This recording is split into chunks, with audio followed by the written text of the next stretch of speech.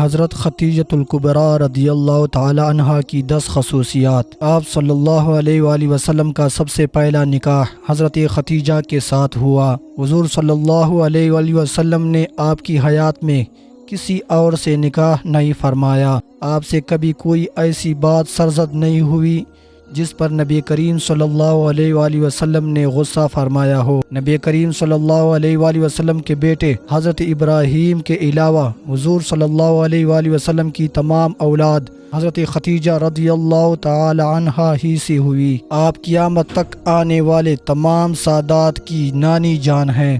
دیگر ازواج مطہرات کی نسبت آپ نے سب سے زیادہ عرصہ کم و بیش 25 برس نبی کریم صلی اللہ علیہ وآلہ وسلم کے ساتھ رہنے کا شرف حاصل کیا۔ حضور صلی اللہ علیہ وآلہ وسلم کے اعلان نبوت کی سب سے پہلی خبر آپ کو ہی پہنچی۔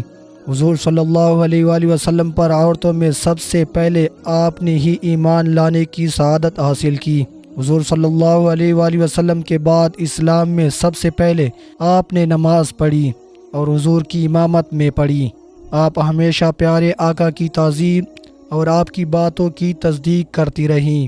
سیدہ ام المؤمنین کا نسب نامہ یہ ہے: خدیجہ بنت خویلد بن اسد بن عبد العزیٰ بن قصی بن کلاب بن مرہ بن کعب بن لوئی۔ خدیجہ رضی اللہ تعالی عنہا نے خود اپنے آپ کو حضور صلی اللہ علیہ وآلہ وسلم سے نکاح کے لیے پیش کیا۔ سیدہ خدیجۃ الکبریٰ وہ پہلی عورت ہے جن پر اسلام کی حقیقت سب سے پہلے روشن ہوئی۔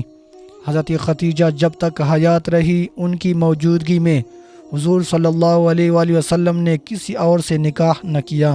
سیدہ خدیجہ نے خواب میں دیکھا تھا کہ آسمانی آفتاب ان کے گھر اتر آیا ہے اور اس کا نور ان کے گھر سے پھیل رہا ہے، یہاں تک کہ مکہ مکرمہ کا کوئی گھر ایسا نہیں جو اس نور سے روشن نہ ہوا ہو۔ حضرت خدیجۃ الکبریٰ نے سب سے پہلے حضور صلی اللہ علیہ وآلہ وسلم کی تصدیق فرمائی اور اپنا تمام مال و زر حضور صلی اللہ علیہ وآلہ وسلم کی رضا میں خرچ کیا۔ زمانہ جاہلیت میں حضرت خدیجۃ الکبریٰ کو طاہرہ کہتے تھے۔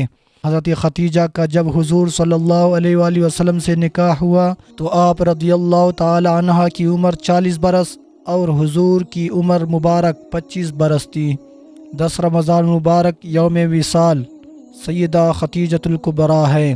آپ تمام دیکھنے والوں سے گزارش ہے کہ ایک بار درود پاک پڑھ کر کمنٹ میں ضرور ان کو ایصال ثواب کیجیے۔ اگر آپ اسی طرح کی مزید ویڈیوز دیکھنا چاہتے ہیں تو اس چینل کو سبسکرائب کرنا نہ بھولیے، اور اگر آپ لوگ آن لائن سکل سیکھنا چاہتے ہیں تو ہمارے دوسرے چینل کو بھی وزٹ کر سکتے ہو، لنک ڈسکرپشن میں یا کمنٹ میں دیا گیا ہوگا۔